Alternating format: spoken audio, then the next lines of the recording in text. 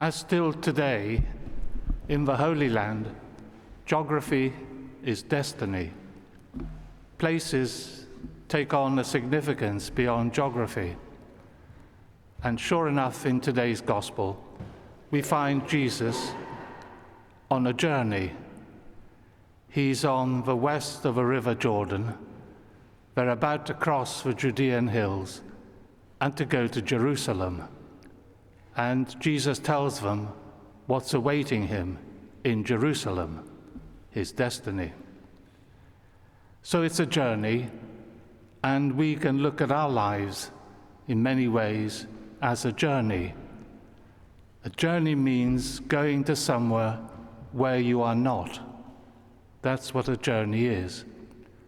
And so it has unpredictable as well as planned elements. It has all kinds of experiences. Thinking of Jesus, the incarnate Son of God, why couldn't he have had a smooth human journey back to his Father? Well, because it wouldn't have been a human journey. It might have been interesting, it might have been angelic, but it wouldn't have been a human journey, because we're fallen as a species, and each of us falls in our own way. And all that makes for a troubled journey and suffering. That's what it means for it to be a human journey. So Jesus then saves us from his humanity as Son of God towards our humanity, which is fundamentally good because made by God, yet flawed in different ways. So for him to save us as we are, as one of us, it had to be, and that's destiny, a troubled journey. He might have been like Superman, whizzing around the world doing good, himself unharmed, himself unscathed, but then that wouldn't have been a human journey. It would have been something else. Because Jesus comes to redeem us. Now, to redeem means to set free what was bound in various ways, to release into a fuller and richer life. It doesn't mean creating another kind of species, because if God had chosen to redeem us by making us into something else, then of course he wouldn't have saved us. He would have created another kind of species. As there are plants, there are animals, there are human beings, there are angels, they're all different created beings. Well, to be redeemed means to be yourself set free. And that's what Jesus Christ has done for us.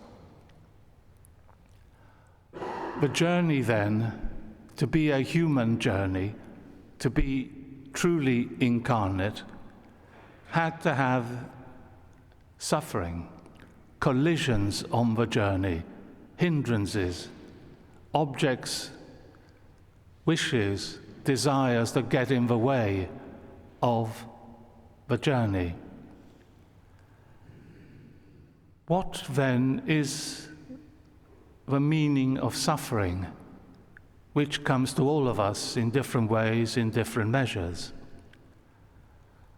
Well, it means to be diminished when we say we suffer. It doesn't just mean it's painful. It means we're diminished in some way. We're less than we should be and could be.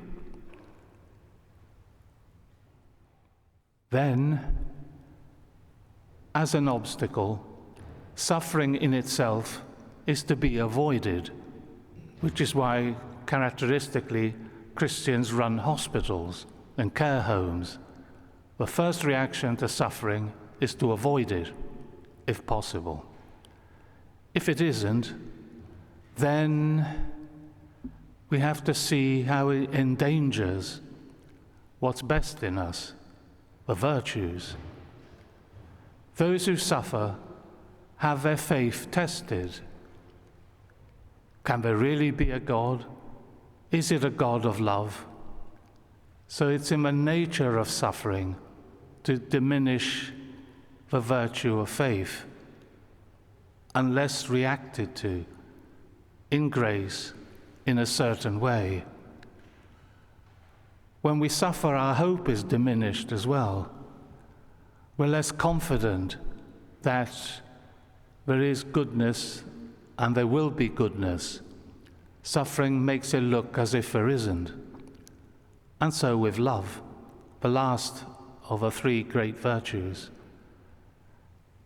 Those who suffer, when we suffer, tend to withdraw into themselves, to be less generous in giving of themselves. So that's how suffering of its nature is an obstacle and hindrance. But with Jesus Christ, it can be a way of redemption. All three readings today speak of suffering: the prophet Isaiah, the letter to the Hebrews, the Gospel of Mark. What they tell us is that at every point in our journey, Jesus Christ is there. Not to make us something else than human, not that he came to us as some lesser human being, a shell, a facade, but a real human life on a real human journey, this time finally moving across the Judean hills to Jerusalem.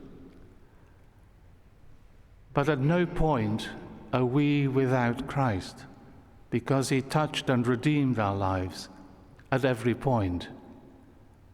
And so we will be saved as human beings through the humanity of Jesus.